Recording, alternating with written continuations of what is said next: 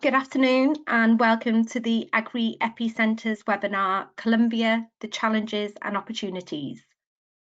I am Lisa Williams, Director of Agri-EPI Centre, and I am your chair for this session, and thank you for joining us today. I hope that you are all safe and well during these unprecedented times during COVID. We're hosting the webinar following participation on the Colombia Trade Mission in March, which was organised by the British Embassy, Colombia, CIAT and KTN. This session will provide an exchange of knowledge gained from this mission and other experiences and identify possible opportunities for ag-tech businesses. Colombia is such an interesting country and is open to many opportunities. 50 years of conflict has affected the countryside, resulting in circa 7 million of 22 million hectares of Colombian arable land being used. In 2017, the conflict ended. The different zones and climates result in the production of a wide range of both tropical and temperate zones, with a desire to implement and understand technology. And this was one area that I did notice from my visit at the beginning of March. So before I introduce our panelists, a couple of housekeeping points. Presentations are in English only. We do have a number of Colombian businesses on the line too, so I just want to say that this isn't going to be translated into Spanish. All participants are on mute. However, there are two functions available. That's the chat function and the questions function, which you should see over to the right. So for the chat function, this is more for informal conversation. Participants, you are more than welcome to use this. My colleagues from Agri-EPI Centre, Annabelle, will be messaging on here during the presentations as well. On the question function, please add your questions here. We anticipate enough time for Q&A, which will be at the end of the presentation. We will try our best to get through as many as possible, but if we don't manage to, we will contact you separately with answers after this session. Also, this presentation is recorded and this will be sent to you after today.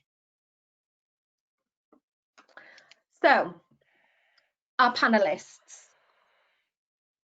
On the panel today, I would like to welcome Mark from Satellite Applications Catapult, Pedro from the Prosperity Fund at the British Embassy in Colombia, and Debbie and Lucy from KTN. Thank you all for your support with pulling this webinar together. So to start, I would now like to introduce Mark, who will provide an overview of Colombia. Thank you, Lisa. So Mark Jarman here. I'm Head of Agriculture at the Satellite Applications Catapult, and delighted to be talking to you about Colombia and the opportunity. As it's a market that I've been engaging with now for the last 5 years. Been there more times than probably any other country now on earth, which is slightly scary given the distance away from the UK. And really seeing the opportunities that exist, and I believe the UK is well placed to address. If we play smart and understand the wonderful country and the cultures and the language and the people, and position some of our offers correctly. So I'm looking forward to just talking to you a bit about what I see as some of the opportunities in the market. Perfect. So just a bit of background. Who are we? Satellite Applications Catapult, one of 9 Catapult centres in the UK, funded by the UK government. Slightly different to the Agri-tech innovation centres. We're very technology focused. We work closely with the centres, but our funding is a little bit varied. We very much exist to help organisations grow their business, independent, and very much kind of about creating and delivering solutions that transform, different supply chains using different technologies in different parts of the globe.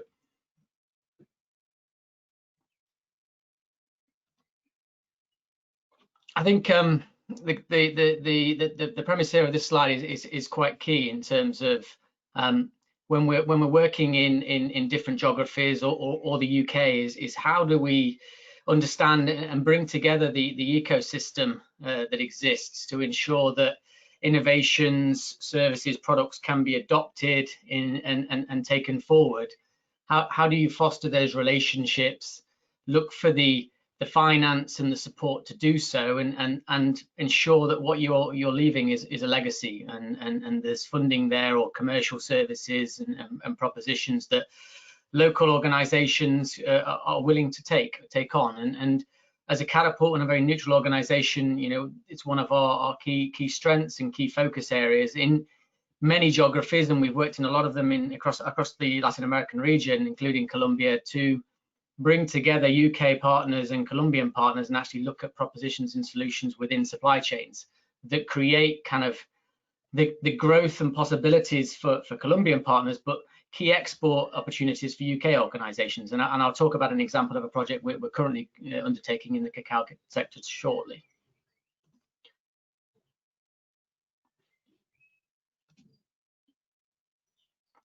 I think the message on this slide, and I received some slides from a friend and a colleague in Colombia, was that actually Colombia very much is a big market and going through big change. And as Lisa mentioned, it's coming out of a period of troubles with a signed peace process in 2016.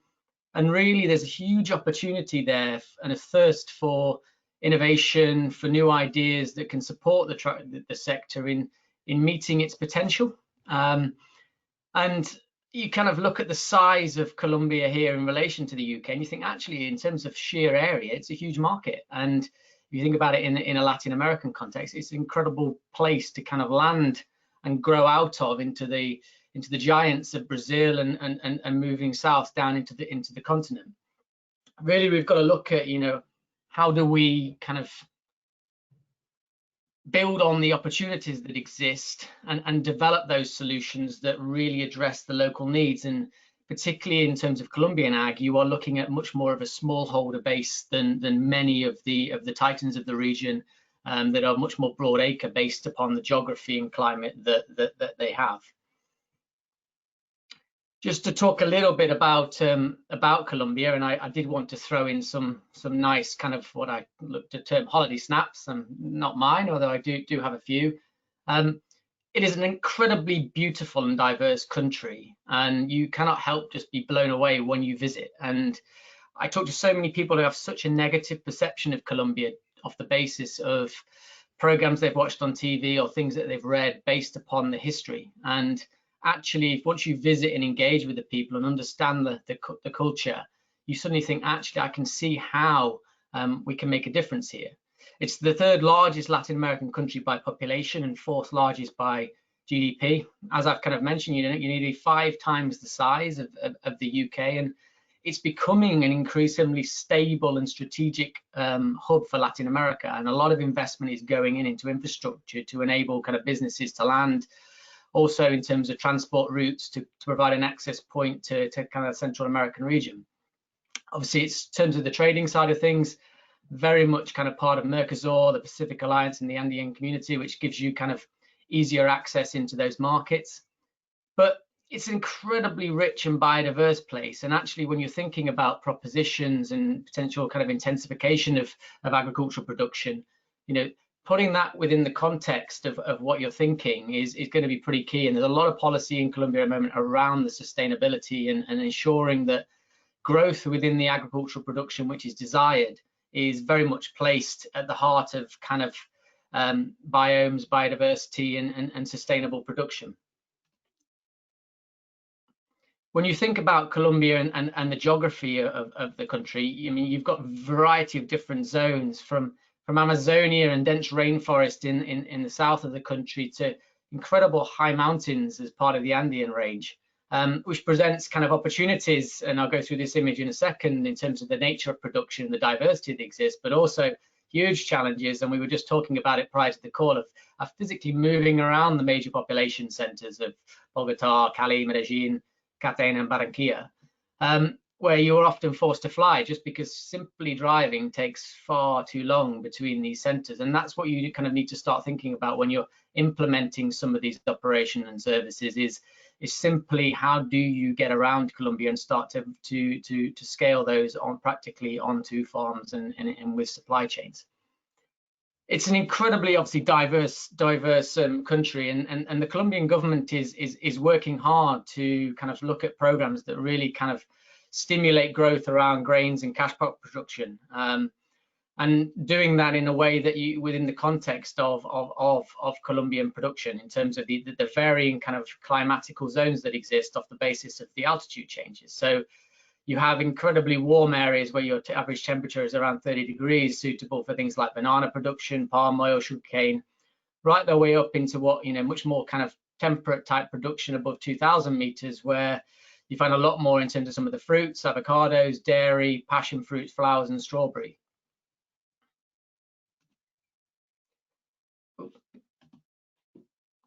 And when we think about some of the market spheres, there is huge opportunity there and sectorial growth that is in action. If we think about it in terms of coffee, it's an incredibly large market globally from a Colombian perspective, and a huge success story. The sector is on course to kind of recover properly from a decline due to production in 2009 to 2012 due to kind of disease. And is really taking on board technology and innovation and a strategy that's been developed that we've been helping to support recently to kind of leverage the 2 million hectares of production that they've mapped and really look at value-added solutions using digital technologies and connectivity technologies to enhance. Thanks to strong initiatives undertaken by kind of local research centers and associations, the yields are now very much elevated, and Colombia is very well kind of established as a supplier of high quality and sustainable coffee into the global system. And that's not to say it's not without opportunities. And actually, in terms of its proposition, it is really looking at what transformational change, digitization, and increasing the level of automation. If we look at sectors such as cacao, you've got a huge area of potential that's been identified for growing the crop, and it's a national priority given the cocoa for cacao kind of post-peace process agenda. And Colombia, in terms of its production status, is very highly respected for a producer of high quality, high aroma cacao. And given the threats to the major cacao producing hubs in West Africa due to climate change, it's expected to see a lot of growth. In terms of sectors such as dairy, financial trade agreements are very much undermining the livestock and dairy sector production, but there is huge appetite for innovation. And some of the conversations I've been having is they're very much looking at how do they increase efficiency and productivity within those sectors. And we're seeing, actually, from my perspective, a lot of growth in terms of the fruit and vegetable sector within Colombia, and a lot of actual investment from the UK in terms of varieties, in terms of automation into those industries, and I would see a strong kind of growth potential there that the UK can support. I think it's when you start putting some of the financial numbers there, you see some of the potential, and whether it's cacao and looking at kind of an additional income, if you start to really improve the productivity, right the way up into beef production and some of the average productivity and values that can be attained, and you start to see these numbers and think, okay, how do we as a UK start to tailor the right solutions here and leverage the reputation that the UK has within Colombia, which is very strong. And from my perspective, the gringo effect definitely is incredibly positive aspect here, where you are seen as being thought leaders and bringing the latest innovation and technology. We're doing that. We're currently as a Catapult within the cacao sector, bringing together with our partner Catapult at the High Value Manufacturing Centre, the Manufacturing Technology Centre, a project called Colco that we've been developing for the last 2 years and moving into a 3rd year of operation, where we've put 14 Colombian and UK partners together to address things like on-farm productivity, industrial productivity, and new methods of trading to actually look at optimizing the way that cacao is kind of produced within a Colombian context. And it's been brilliant because the feedback that we're receiving is we're actually really removing a culture of fear that exists in terms of bringing supply chain companies together under a common goal to actually look at optimizing that supply chain. And at the same time, from a UK perspective, we're being told we're just kind of taking that reach out there that is just impossible for a business to take on its own, and actually creating strong export opportunities to engage with these big agri businesses and start to pull through commercial services. And part of the reason for the success is where we are very much kind of leveraging the ecosystem and understanding the ecosystem within the country. And this is a hugely important thing to be doing, just from the agendas and politics that are in play.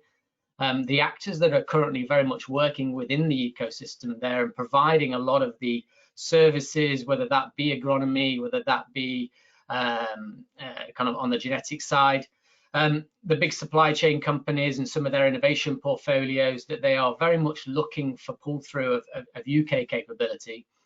And then kind of the interest from the UK side in terms of companies and organizations like AgriCompass, Environment Systems, the Earlham Institute are very much at the forefront of working within these regions already and looking and selling services.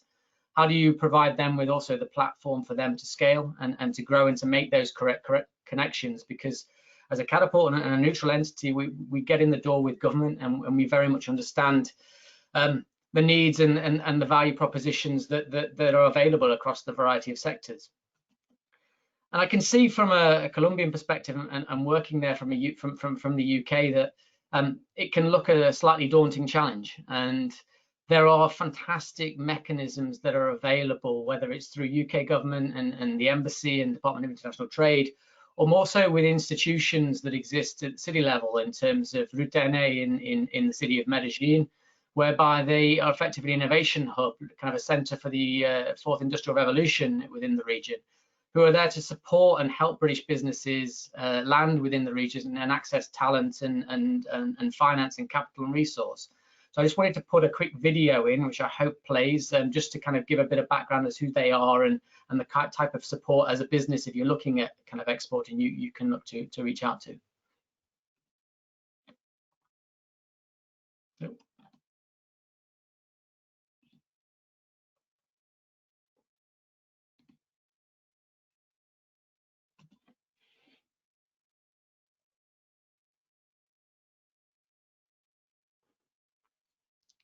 Do we have any sound, Annabelle?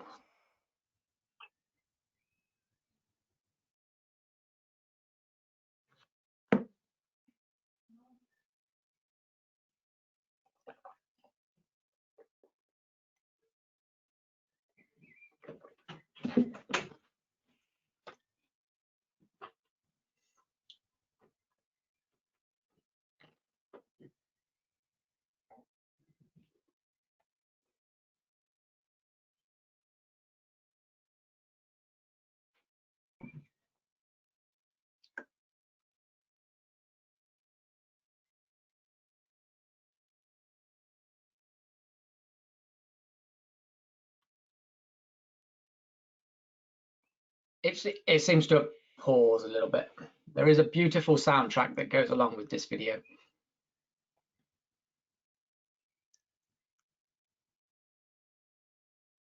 There is a really nice background music to this, and it did work this morning. What I suggest, Lisa, is we'll send a link around to this video that's on YouTube, and people can watch it in there. Yeah, definitely. Just to kind of finish from my perspective, huge opportunities that exist, from my experiences of working with Colombia, a hugely reliable partner who have strong appetite to engage with the UK and look at explore innovations and transformation across kind of production and supply chains. It is an incredibly growing and positive business environment to work with. Partners are very interested in talking and developing ideas and collaborating.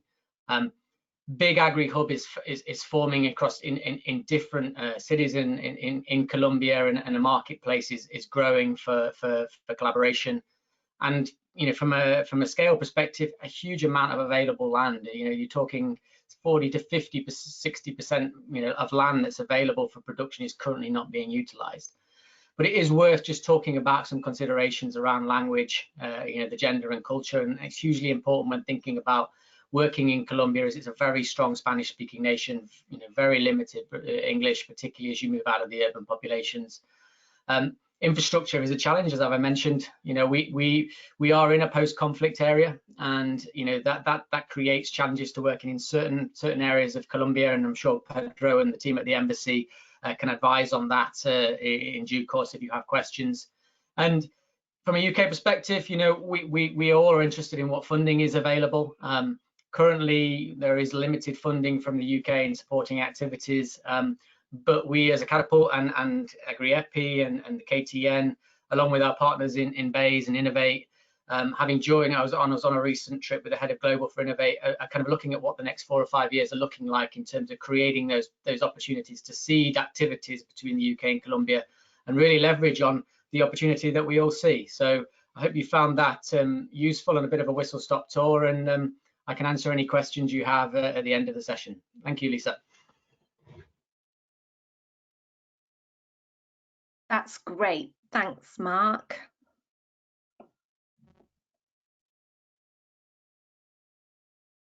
I'm just waiting for control to come over to me. So I believe I now have control.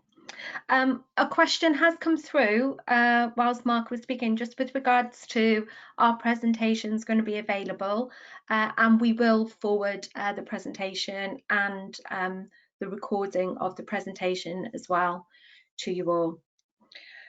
So my slot, Agri-EPI Centre. So during this presentation, I'm going to focus on key challenges and opportunities in Colombia that I witnessed on the trade mission and following different discussions that I've had.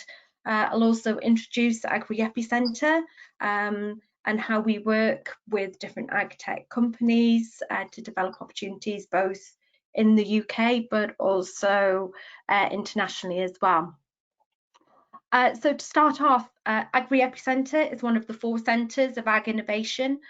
Our family of centres is detailed here on this slide, and we are supported by Bays and Innovate UK. You can see our family is there. I won't go through each one due to time.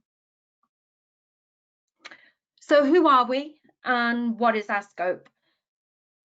We focus on increasing production in a sustainable manner, utilising and developing precision ag technology to deliver this. We work across the supply chain, tech developers, academia, scientists, funders to develop that. So we sit in the middle, as you can see there in that diagram. We are the enabler, and we work with all of these players with regards to developing that technology. We have a number of solutions to help support businesses across multiple sectors, and this is highlighted to the right.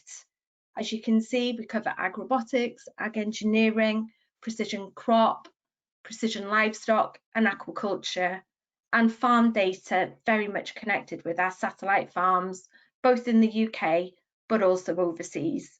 Again, some more details on that later on.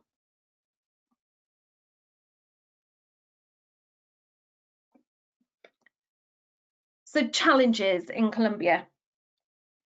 Mark's covered a few of these already, but I guess that there are challenges as well as opportunities within Colombia at a macro level as well as an agri-food level. As you see there, access to capital and financial resources. Engagement with smallholders can be a barrier, and demonstrating the impact that ag-tech has on businesses is important, whilst providing access to finance also. There are also ongoing concerns over price volatility, in particular in fruit and palm oil, fish, pork within Colombia. So there's a lot of areas to develop there. Access to knowledge. However, what I did witness was that there was a thirst for knowledge in Colombia on how to produce efficiently, sustainably, with new tools, whilst also providing access to data, and the collection of data is essential. But there was certainly that thirst there with regards to people wanting to understand more with regards to what technology there was there. There was no end to the discussions in terms of how producers ranging from avocado growers, cut flowers, pig and beef farmers, coffee growers can access the technology. And I've provided a little bit more information on this as well. And access to markets. There is a desire to increase production, not only to displace imports, but also to identify opportunities to export goods, which Mark's also covered off. And linked with access to knowledge, there is a need to understand more about these opportunities, which clearly all drives to a need to transfer knowledge and expertise. And that's what a small group of us at the beginning of March did. So some additional challenges include the topography. We've already mentioned that Colombia is a mountainous area, and what we need to consider is how modern ag technologies they can only be employed in areas where they can operate to the topography. Many farmers are smallholders with very traditional methods. Transportation and access roads are not the best. And I know Pedro is laughing at the moment because I did experience this whilst we were travelling around the country. But as Mark's already said, new entrants to this market need to consider this, particularly with exporting goods into the market and looking at how to implement the technology. What I will say, however, is that this is a prioritised area that the Colombian government is looking to extend and improve the road infrastructure, and they're looking at how to develop this. Knowledge. There is a lack of awareness and knowledge and advancement of technology. However, climate change is becoming more and more of a concern, but there is huge government support forthcoming to this. However, with challenges do come opportunities. So as with Mark, the source of this is Agrifutura, and they kindly presented to us when we were in Colombia. But again, there are many growth opportunities arising across many sectors. And with the FAO describing Colombia as with the potential to have one of the greatest pantries in the world, there is a diversity across different sectors in Colombia. Just focusing on a couple of these sectors, there are growth aspirations with the beef, pork and poultry sectors, and there is a requirement to scale up production in a sustainable manner using latest available technology. However, the barrier does come back to affordability and the access to funding. Aqua and fishing is another growth area with an average annual growth of 3.6%. A sector with growth and an interest in how to grow inland fish in an intensive way, with technology to aid with that, such as camera systems or other technology and genetics. I'm sure Pedro will cover this in his presentation, but we were hoping to host a group of Colombian industry bodies who are really interested in technology in the aqua and fishing sector at the end of March. Unfortunately, that's had to be postponed, but I'm sure we will look at those opportunities again. So specifically, what are the opportunities for Agri-tech? There are many, to be honest, in terms of the opportunities that arise. And these vary from sensors, so looking at temperature sensors. We went to a cacao plant and we were discussing the fermentation stage, and there was a need for temperature sensors with regards to reviewing temperature in the different tanks, which would support the quant insight rather than following a set time period. So after a certain time, they would move into the next batch, and that can have an impact on production losses. And there was a clear need for that technology there. There's also data and analysis requirements. And again, speaking with different representatives from the Colombian government, as well as in the different sectors, there's a need to understand what's happening with production, the predictions with production as well, in crops, and just understanding kind of the growing production, the soils, the different climates, weather predictions, that there's definitely a need for different technologies.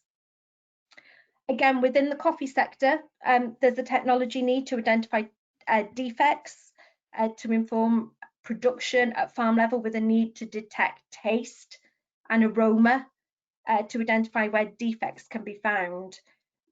Some farmers, they use fertilizer, and that's been found to affect the taste profile of coffee, which is certainly an issue with regards to the quality, and therefore there's an Agri-tech requirement there. On irrigation, a lot of irrigation is still done manually. So again, there's a market need there. And just with regards to a conversation that I had with an avocado grower who was small, growing over, I think it was a scale of 200 hectares.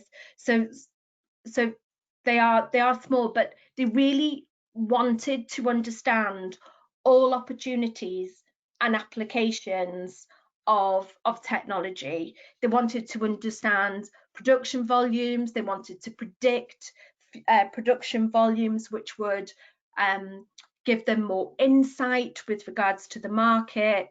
They also wanted to understand weather, water usage, and at present, you know, they said they had very little technology at the moment, but they're really looking for drones, satellite sensors, anything to really help with regards to the efficient growing of their crop. Satellite imagery was also another area, and Mark's provided an example of that. And also during the week's trip, I was also fortunate to visit a pig farm. And the areas that they identified in terms of the technology need, in the pork sector, the ammonia levels can go quite high. So what they were talking about was the requirement for sensors to monitor temperature within the barns and air movement. And having that information actually in a readily accessible platform allows the farmer to really understand what's happening on their different farms. And what they also explained was that their farms can be spread over quite a large scale. So anything up to 100 kilometers or more or less. So actually having the sensors and having the ability to control the environment from a distance away from the barn would really help them. They've looked and developed the genetics on this particular farm, and the conditions that I saw in terms of cleanliness, etc., and space per animal was exceptional. But what was missing was understanding, I guess, the cost of production per animal, and really understanding and controlling the environment. And it's also that controlling the environment is really important, because the temperatures really do range anything from 18 degrees up to 30 degrees, and it's about having that control and having an impact on productivity. ICT can also be an issue, particularly with regards to connectivity, and again, it's just a heads up with regards to that should be considered as well for Agri-tech solutions. And there's some other areas identified there in the box on the right.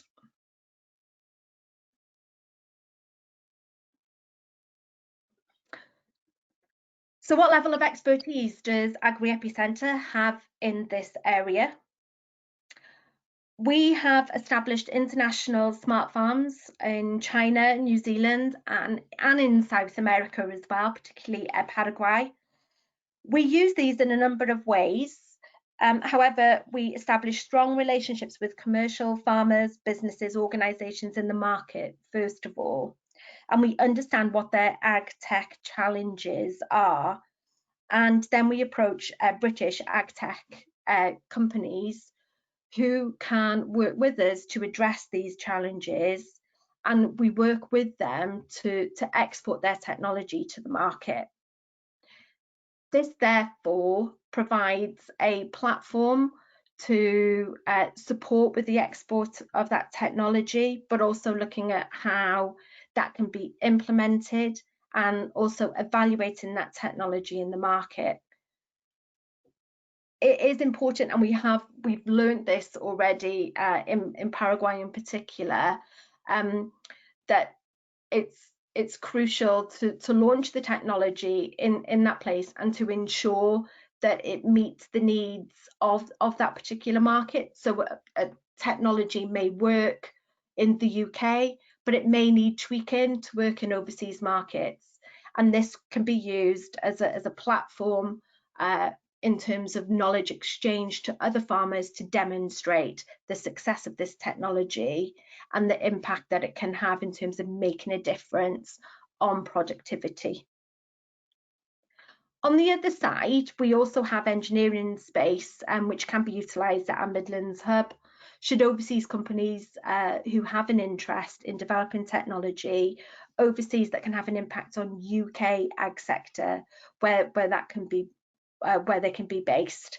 And we also have access to 24 UK satellite farms. These are commercial farms where we can test technology as well and trial it.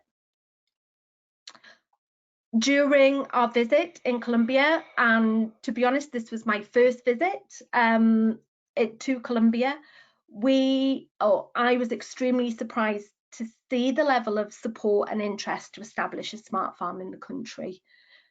At present, we're currently exploring opportunities with different organisations, working with Pedro on this and the British Embassy, and we're having discussions with CPAV, who's the Research Centre for Sustainable Systems for Livestock Production, and many others as well, in terms of exploring funding to support the establishment of a smart farm.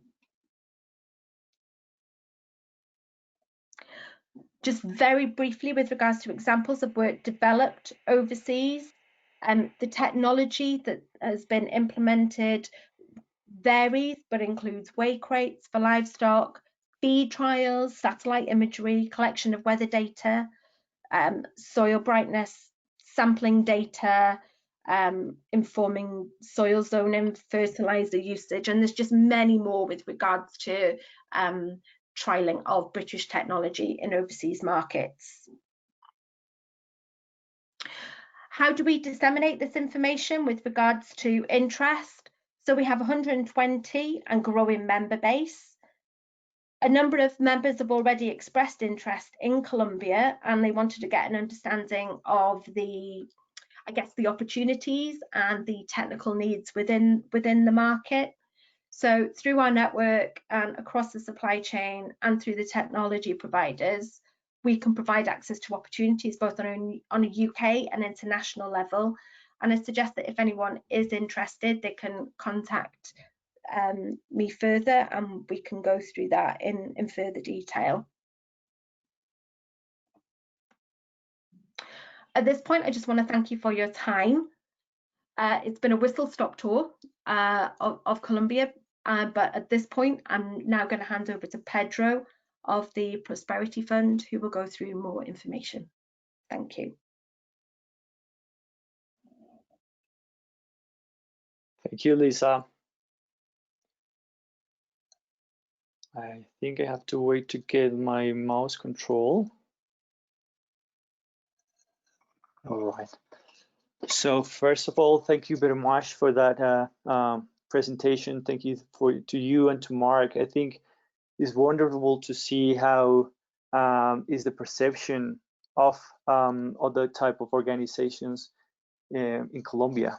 It's wonderful. I think it works like a type of ambassadors to our agriculture, to our challenges and to our opportunities. And that's pretty much what we do in the Prosperity Fund in Colombia. We try to unlock economic opportunities and try to implement new innovations and technology to be able to solve some of the challenges that we have. So yes, as Lisa was mentioning, I'm Pedro Castro, the Agricultural Advisor for the Prosperity Fund in Colombia. I'm based currently in Bogota. But the Prosperity Fund is a global program, and we are running that in more than 24 countries. I want to go quickly and explain what is the Prosperity Fund, and then just go into further details of the Prosperity Fund in Colombia, our activities, and then just go a little bit and explain in better detail some of the activities that we have in agriculture, and just try to identify and talk about future opportunities that we have thought about in the fund. So I have here a couple of pictures of 2 of the projects that we are currently running, and it's just wonderful to see how is that British companies are making such a huge impact in our farms and with our producers. And I'm going to talk about that a little bit more further ahead. So, all right. So what is the Prosperity Fund? Where the Prosperity Fund is a cross-government program worth £1.3 billion. It's a UK overseas development assistance program. It was announced in 2015 and it was officially launched in 2017. It supports the United Nations Sustainable Development Goals, and it promotes growth and prosperity in more than 20 developing countries. We are not only contributing to poverty reduction, but we are also looking to strengthen economic opportunities for the rest of the world, including to the UK.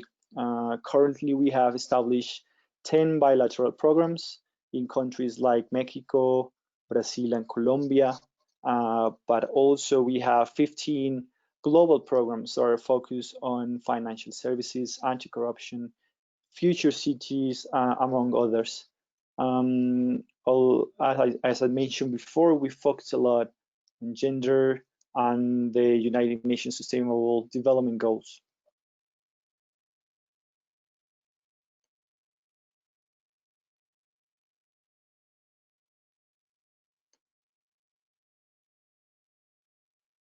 I don't know what's going on. There you go. So we have 2 clear objectives in the fund. Pretty much they are our cornerstones for all our activities. The Prosperity Fund supports the broad-based and inclusive growth needed for poverty reduction, and it does so through improving the global business environment, strengthening institutions, and encouraging greater global private investment. We try to find different pathways to sustainable development, and we use gender equality as a driver to achieve economic development in those countries. One of the key aspects of the Prosperity Fund is that it promotes international investment in developing countries. And most of all the solutions for our constraints and all the different problems that the countries like Colombia face, we know and understand that we could use technologies and innovative methodologies to solve it. So we try to adapt those technologies and services, and during that process we know that we are enabling international companies to enter into new markets, which for us is our secondary objective. So now if we talk about Prosperity Fund in Colombia, the program is worth £25.5 million, and we are looking to unlock economic opportunities and drive growth in post-conflict areas and conflict-affected regions in Colombia. As Lisa was mentioning before, we were struggling with a huge armed conflict that affected our productivity and affected most of the regions. And after the peace agreement that we signed a couple of years ago, we realized that there's a lot of opportunities that we can explore, and that's when the Prosperity Fund comes in, and we are trying to support that process. We focus on women and girls in Colombia's poorest region, and we are currently working in 8 different departments. As you can see in the map, we highlighted the regions in where we are working currently. We consider these zones to be safe and places where you can actually invest and work in the different projects. We have 3 different pillars agriculture, infrastructure, and institutional strengthening.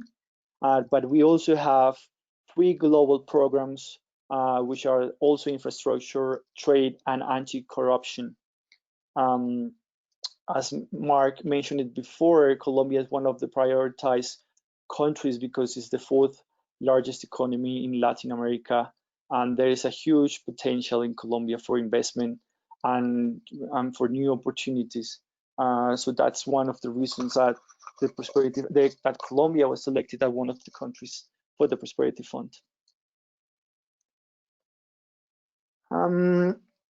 I'm gonna go just through some of the activities in the other pillars in infrastructure and in strengthening, and then I'm just gonna go and explain with more details what we do in agriculture. So we have 7 different projects. One is with open public procurement, and we want to have more transparent and less corrupt public procurement in Colombian regions. We want to build government capacity to implement international open procurement standards. We also work with regional competitiveness. We want to strengthen economic development by improving their competitiveness. We have an example of it. We co-finance projects. We have one tilapia project in where we are trying to create a roadmap for sustainable production in a region called Magdalena. We have some small productive projects in there, but they have really, really low productivity, and in the long term, we are really unsustainable. So we have a British company that is going to intervene in those projects and is going to work hand to hand with the government. We want to support the establishment of a business model for sustainable production suitable for the conditions of smallholders. Then we also are working with the National Infrastructure Agency. We want to improve their governance, and obviously all these projects and activities are part of, you know, like our goal of help Colombia sustain and develop promote future investment opportunities. Because we've focused a lot on the strengths that the UK has as an industry. We are working with urban development and with rail infrastructure. So we want to strengthen smart urban development in Colombia. We want to build capacity within the government to implement master plans and deliver urban development projects. And also we want to support the rehabilitation of Colombia's rail network and help develop the rail master plan and regulatory framework. Now I'm just going to go and talk more about agriculture. And within the agriculture activity, we have 2 main pillars, to call it somehow. So we have one, which is the development of agri-insurance models. It's more related with risk management in agriculture, how to develop, to manage and transfer risk, such as agri-insurances. And the other one that we are using is the Agri-tech Catalyst Challenge Fund, which pretty much promotes British innovations and technologies. It's more focused on production chains and productivity, but with implementation of innovative solutions and technology. So if I'm gonna talk about the agri-insurance, in what we do in the different activities is that we work through implementing partners. They are the ones that manage the resources and help us implement the projects. For this activity, the implementer partner is the Development Bank of Latin America, CAF. They have a really close relationships with agricultural agencies, and with their support, we have formulated 5 different projects that are co-financed by the Prosperity Fund.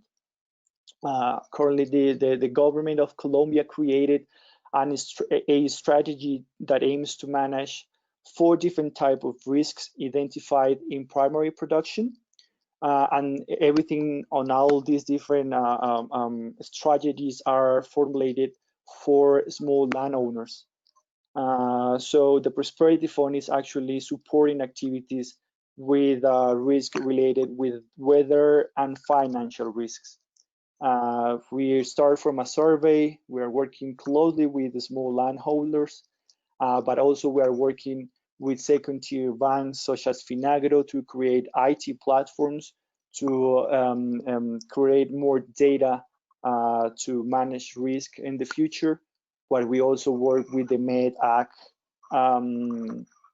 agency in Colombia, which is called IDEAM, and we want to improve the weather forecast systems.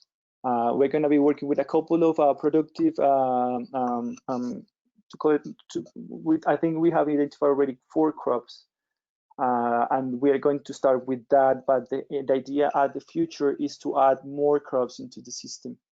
For example, cattle farming is going to be quite important and is related with the smart farm that Lisa was talking about.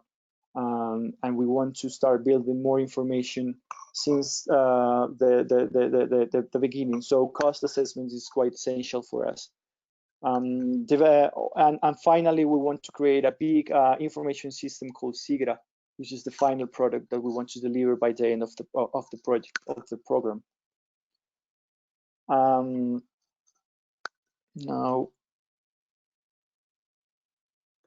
let me just. Now we have the second activity, which is the Agri-tech Catalyst Challenge Fund. Our implementer partner is Innovate UK, and also KTN support us. This program started a year and a half ago, and the idea of the program is to promote British Innovations Act technology and support some of the problems that we have in production. Only British agri-tech companies were leading these proposals, but then they will have to have a Colombian partner. They will have to send gender compliance submissions, and they will have to work with the small producers. We received 50 project proposals, and we awarded 7 projects. So currently we're working with satellite systems, weather station, metagenomics, and a different range of different technologies. At the bottom of the slide, you can see the names of the companies that are leading on the proposals. And I'm gonna go and explain just 2 of them, just to give you an overview of what we do and how we do it. So one of the projects is called Controlling Cocoa Bean Fermentations for Enhanced Chocolate Flavor. It's been led by a company called Louisa's Vegan Chocolates. They manufacture chocolate in the UK. They have a partnership with the University of Nottingham and a couple of producers, cocoa producers associations in Colombia. I think you saw a couple of those, Fede Cacao and Casalucar, that are also involved in the cocoa project that Mark was mentioning. So what happens here is Fede Cacao and Casalucar works with female landholders. They provide the cocoa beans to the University of Nottingham.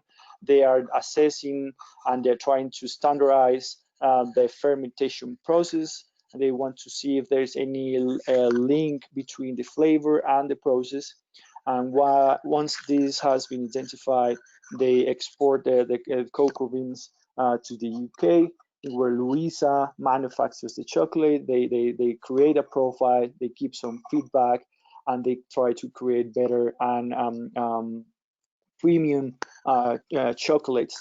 And the revenue of that is going to go back to Colombia, and the female farmers are going to be able to actually get a premium on the price because of the flavor and the quality of the cocoa exported.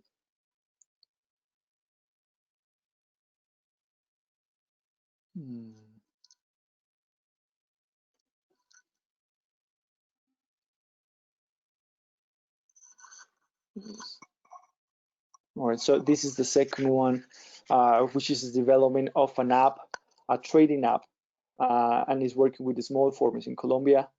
This project is led by a company called Farming Data. They created a platform called Listo.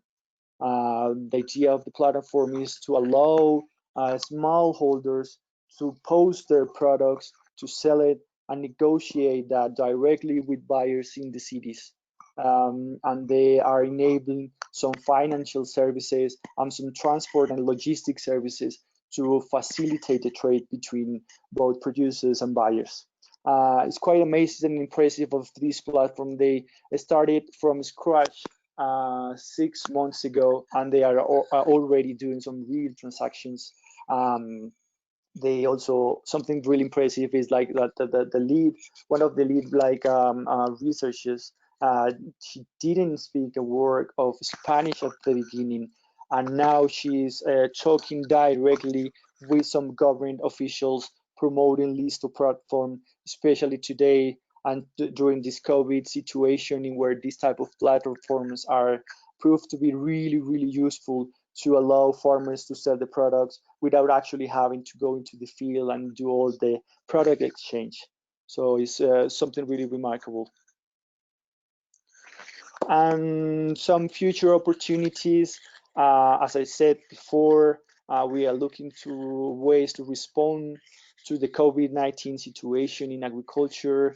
We want to see if there's a technology or innovation that could be implemented and financed in Colombia to cope with some of the challenges that we are facing, especially with the commerce, with the trade, and with the transport of the products from the farms into the cities. We are thinking to work closely with KTN, and they're going to talk about this briefly, of the opportunity to create agri-insurance pilot, like a type of challenge fund. It's pretty much the same principle that we used when we made the Agri-tech Catalyst Challenge Fund, but this is going to be based in testing and trying new agri models, more insurance models, and then implement it in Colombia and try it and see how it works. Also, we are looking for technology in the bioprospection area. We want to promote new technologies and try to enter into the bioeconomy sector. As I mentioned before, we are working the weather forecasting systems and modeling, and there is still some work to do in that. We want to see if we can get more funding for a second call for projects for the Agri-tech Catalyst. We are really, really eager to work in a smart farm project and set it up in Colombia. And as usual, support UK business in Colombia, which for us is really, really important. Secondary benefits for the Prosperity Fund are key. And for that, we promote activities such as the Agri-tech mission that we had at the beginning of March, the Agrofuturo Expo that we have every year. And this year we're just waiting for confirmation, but it seems that we're gonna have it by the end of the year. We also promote webinar series. If you have some interest and if you want to participate, our contact for the commercial issues is Lucia Rojas. You can just write her an email or just write an email to me. Also, we are thinking in promote aquaculture, so we are planning a tilapia mission to the UK. And finally, we also work closely with the Department of International Trade and British and Colombia, the Chamber of Commerce. So if you also want to have more information about further details, just write me an email. So thank you very much. You have my contact in here, also the contact of the director and the deputy director in Colombia, and Lucia Rojas, our commercial advisor. So that's it for me. Now I'm just gonna hand the control to Lucy Matter. She is the agri-food, livestock and aquaculture specialist in KTN, and David Tooley, the agri-food manager in the Knowledge Transfer Network. Thank you very much. Thanks, Pedro. You took my introduction away from me, so that's great. Thank you for doing that. So myself and my colleague Debbie are going to do a bit of a double act. So I'll give you a quick overview of the KTN and then I'll pass over to Debbie. Next slide, please. Great, thanks, Debbie. So this slide just demonstrates where we sit in the innovation landscape. So KTN is part of the Innovate UK family, falling under the UKRI umbrella, which is ultimately funded by the Department of Business, Energy and Industrial Strategy. Along with EEN, KTN is one of the connecting partners of Innovate UK, with our aim being to bring people together to drive innovation. Next slide, please. So the primary role of Innovate UK is to fund projects that sit between technology readiness levels of 3 to 7, filling what is known as the Valley of Death, where the research councils cease funding, but before private investment typically steps in. So KTN plays a role across all TRLs, from coordinating the research clubs at the lower end of the scale, right up to running investor showcases at the upper end of the scale. Next slide, please. So KTN is the UK's network of networks. By using our huge contact base, we help to connect businesses, entrepreneurs, academics and funders. By doing this, we help to drive innovation in the UK, which in turn helps to grow the economy and improves people's lives by enabling these innovative ideas to become reality, and also allowing scientific research and creativity to take place.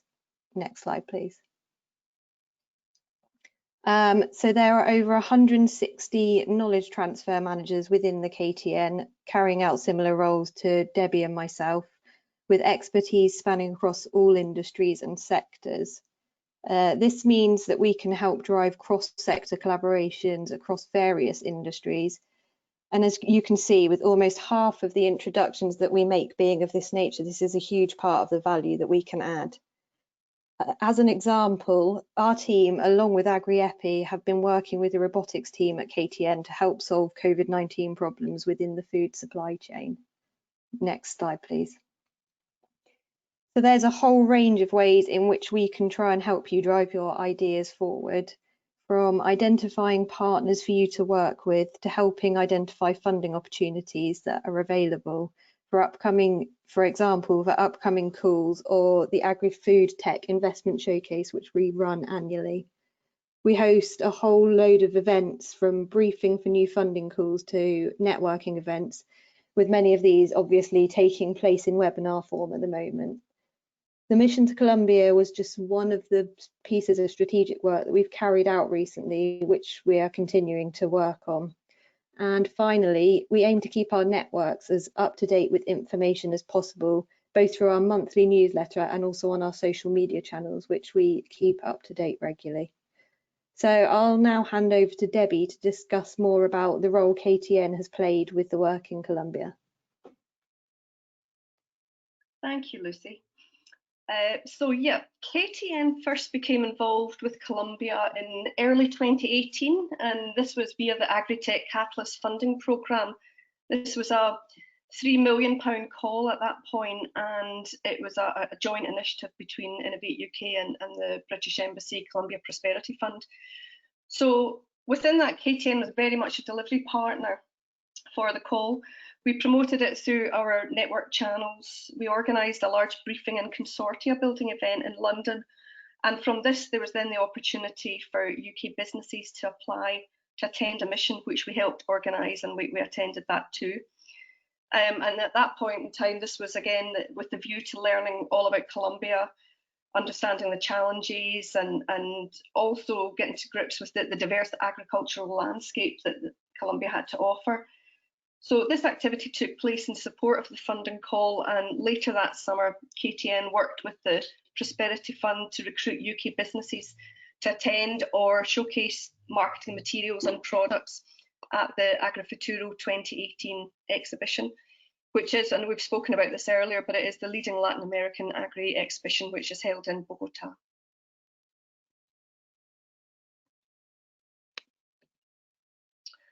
Now, with regards to the Agri-tech Catalyst Colombia call, Pedro did talk a wee bit about this. Oh, excuse me.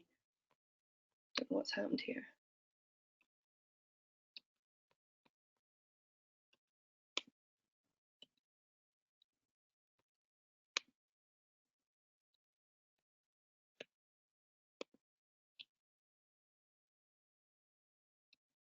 Bear with me. Mouse isn't working.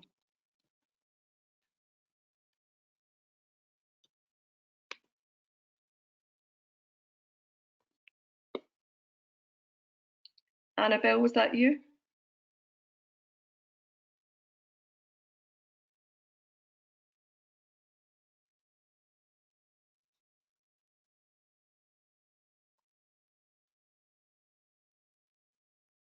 Annabelle, could you perhaps Sorry, that was not me then. take over I the will. mouse and help me Yeah. with this?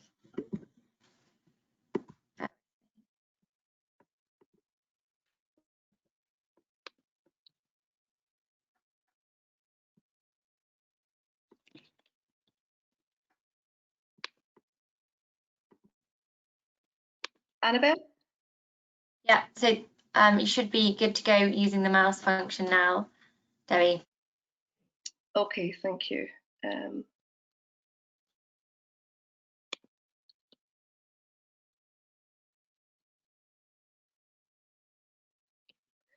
This isn't working at my end. Would you mind taking over for me?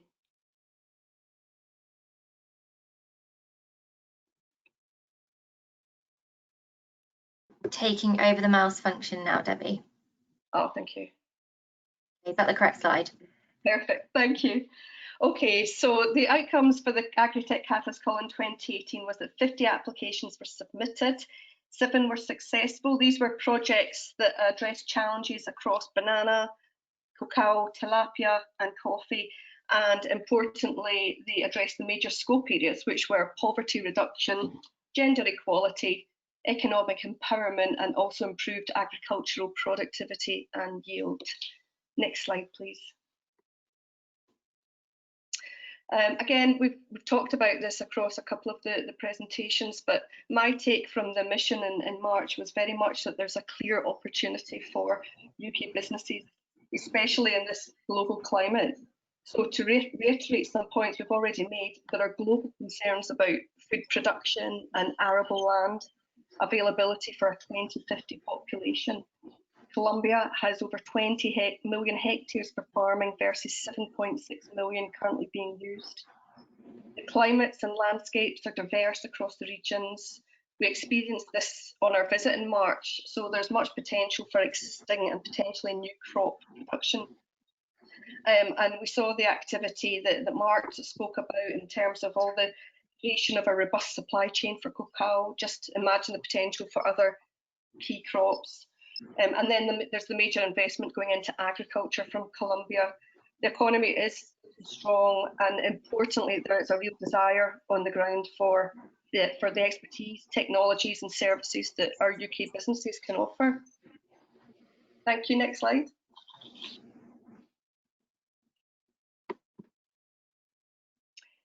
So we were delighted when asked to support for the Agri-tech Mission 2020 to Colombia. We really saw this activity to be an extension of the work that KTN had done to date and a real opportunity for potential UK economic collaboration and growth. There was a relatively quick turnaround on the recruitment side of things. We allowed 2 weeks for companies to express their interest, and we were majorly encouraged when we had 46 expressions of interest in total. Albeit it was then quite a difficult decision to make because we did obviously have limited places to offer. So 16 companies attended. A variety of the companies were chosen by the Prosperity Fund based upon their focus areas, and agri-insurance was one of those key areas that we took into account. And we travelled out to Colombia in the first week of March, and it really was a fantastic action-packed week, just full of introductions, meetings, learning journeys, and overall a brilliant oversight to Colombia agriculture. And I have to say, you know, very, very much welcomed throughout the course of the week. Very, very friendly people.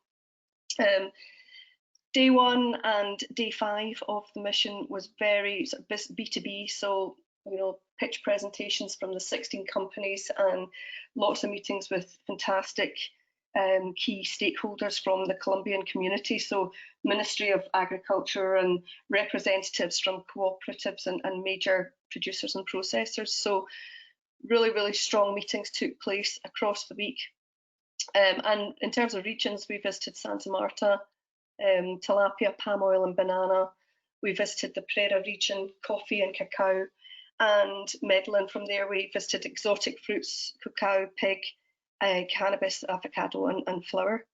So it really was a bit of a whirlwind of introductions, collaborations and fantastic networking, and indeed you know, some very positive commercial partnerships were made out of this.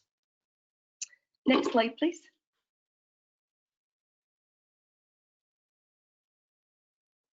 On our return from the mission, we asked all 16 companies to fill out a survey on how they felt it went, the benefits and so on. And this was very much to gather detail on what worked well, what could have gone better, what impact was created, and for us really to establish if there was real interest from the UK going forward. And what we have here are just a handful of the summary findings. The outcomes were really, really strong, with 100% believing there to be opportunity for their business.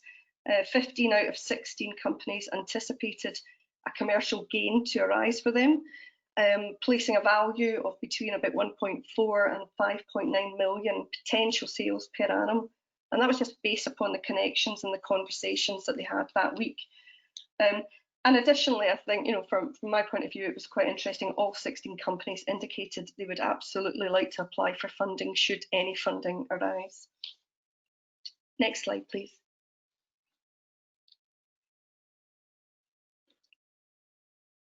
So this survey detail that we've pulled together has been used to demonstrate the level of interest, which was really, really strong from the UK to activity in Colombia. And this information has already been shared with Innovate UK and the Newton Fund and GCRF. So next steps for KTN for us, we'll be championing the opportunity for UK businesses and working closely with the 16 who attended the mission in March, very much to make sure that they do capitalise on the connections they made and the work that was done to date. And going forward, we will be supporting the Prosperity Fund on future activities, many of which Pedro outlined in his presentation just there. In particular, we will be supporting with recruitment and attendance at the next Agri-Futuro exhibition, which was due to happen in August, but we know it will be rescheduled to hopefully, fingers crossed, later on in the year. The UK is guest country of honour, so it is really important that we have representation across the piece. And to capitalise on this and all the other future opportunities we anticipate coming up, KTN is really keen to build upon the existing UK Colombia community that exists right now. So, we will be looking at how we do that, and Agri-Futuro could be an example in terms of showcasing what we have. And I think, potentially a sort of quick option would be to create a Colombia LinkedIn group, for example. So we might look to do that just to allow us to disseminate events and activities, and importantly funding calls as they do approach. Next slide, please. And that's really just I'll finish up there. Just thank you for your time. I would say that if you haven't registered for the KTN Agri-Food newsletter already, please do so, because it's really useful. It comes out once a month and it lists all the funding calls, the networking events and activities relevant to the sector. My details are there, Lucy's details are there also, so we'd very much welcome you to drop us a line with any questions or queries that you might have. So thank you again, and over to you now, Lisa, I believe, for the questions and answers session. Yes, thank you, Debbie. Thank you, Lucy. I'm conscious of time, but what I will say first of all is, wow, what an amount of information and insight we have gone through in such a short period of time. I'm sure we could have covered more areas, but I'm conscious with technology, I don't want to push my luck with having more time on a webinar with regards to bandwidth. So I'm now moving into our Q&A session. Time's ticking on, so we'll see how many questions and answers we can go through. But as I mentioned at the beginning, if we don't get an opportunity to answer all the questions now, we can go through, we can respond to you direct on that. So first of all, I'm hoping Pedro is still on. First question's for you, Pedro. Yes, I'm here. Oh, great. How can the embassy support businesses entering Colombia? So we do all this based on activities. So what we try to do is to promote activities such as Agrofuturo. We also do missions. For us, the first stage or the first step is actually to engage into the agricultural ecosystem of Colombia.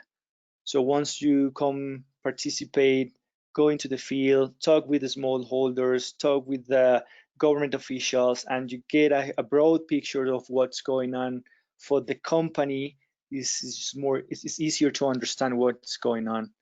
And then because the Prosperity Fund has such good connections in Colombia right now, we are actually implementing a lot of projects and activities for us to introduce the companies to some of those stakeholders. It's quite easy. That's one of the reasons for Agrofuturo to happen, and we think that's a great way of starting engaging into Colombia, getting some new contacts, and then establishing some connections. So obviously we are like the first door into the market, but we have the support from KTN, we have the support from Innovate UK, we have the support of all our different implementers, and they help us establishing those connections. That's the final goal for us. Great, thank you, Pedro. And being one of those companies on the last mission, I've also witnessed that with regards to the connections that you have, and the ability in terms of trying to connect us and actually getting us connected to the right individuals within Colombia. So that's great. Second question, Mark. I've not heard your voice in a while, so why don't you answer this one? What would you say are the main tips to being successful in working in Colombia? I think the biggest tip I can give is to be there. It's very much a relationship driven business environment, and I know that we do more and more business there because we've developed those relationships across different stakeholders, and they start kind of linking us naturally, because we're perceived to be more of a friend as well. I think that to me would be the clearest message is go, visit, engage, and then repeat as much as you can. Okay. Thanks, Mark. Pedro, I'm going to go back to you. What do you feel are the main benefits of being a British business over other nations? Yeah, for us, it's all about innovation and how the new technologies are presented by the British companies. So, for example, if you talk about other type of technologies, I don't know, the Americans, when the US presents the type of technology, when the people from other countries like Brazil that also supports a lot agriculture, what's different is the way that the British present the technology, how they really offer solutions, and they see the solution outside of the box. They think that is not like a fundamental change that they need. They need to see the whole system. So the way that the British companies approach that, and the way that the Colombians see British is like the key part of everything. So we already have a really good, the UK has a really good reputation on financial services, for example, and that's why we are working in Agri-insurance. We have seen that what the British company offers are innovative solutions, new models, fintech and insurtech solutions, and that happens in agriculture as well. So they have a huge reputation, for example, in agriculture, and that's why we are trying to work in tilapia. They have a really good reputation, satellite systems, and that's why Catapult is so strong in Colombia, and they are building such a strong reputation. So it's the model, the innovation, and the way the British challenges and faces all the issues that we have, and how we prove and they prove that we can actually create some solutions in different ways. That's the best part, and that's why Colombians think that UK technology is the solution for many of the problems. That's great. Very positive. Thank you. Debbie, I'm going to let you end on the last one. Did Colombia meet your expectations, and what were the takeaway messages? Oh, definitely. No, I was a wee bit, not wary. It was just that we were taking 16 companies away for a week, which is a long, long time for anybody to take out the business. And so I was just sort of really hoping and really wishing that every single company felt the benefit after the week, and that there was some impact for them, and that KTN could see from a UK kind of overall point of view, economic growth and so on. And I would say that, it was a fantastic week, really, really well constructed, lots of positive conversations. And I think I'd say that from when we worked and went out to Colombia 2 years previously, there seems to be quite a bit of momentum there. So my take home is that I can't help but feel there really is a strong opportunity that the UK should really harness now. So here at KTN, we'll be doing what we can to try and push that along whenever possible. That's great. Thank you, Debbie. Okay, so I'm really conscious of time, so I feel I'm going to draw the webinar to a conclusion. Can I thank you all for joining us today?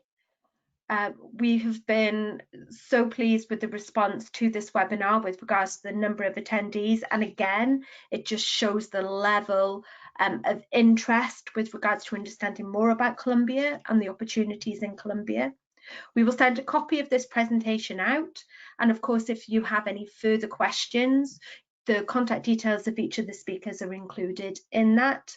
And as well, we will contact you direct with regards to some other answers to questions. So a final thank you to our panel, Debbie, Lucy, Mark and Pedro. Thank you ever so much. For attendees, if you would like to sign up to any more of our webinars, please get in touch with us on members@agri-epicentre.com. And again, thank you for joining us. Please, everyone, stay safe and well, and we hope to speak to you again soon. Thank you.